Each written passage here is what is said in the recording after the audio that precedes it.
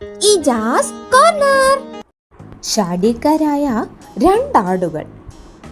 അവിടെ ഒരു നദി അതിവേഗം ഒഴുകുന്നുണ്ടായിരുന്നു.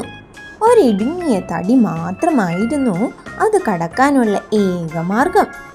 തടിയുടെ ഇരുവശത്തുമായി ഒരേ സമയം രണ്ടാടുകൾ വന്നു.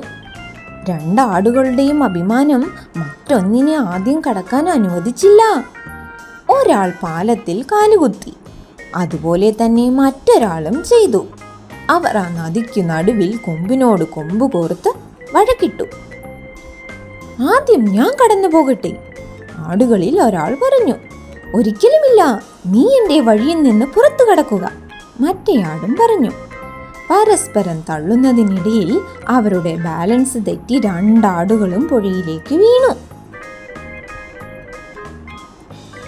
ഈ കഥയുടെ ധാർമ്മികത എന്താ? ഷാഢ്യത്തിലൂടെ നിർഭാഗ്യവശാൽ വരുന്നതിനേക്കാൾ വഴങ്ങുന്നതാണ് നല്ലത്.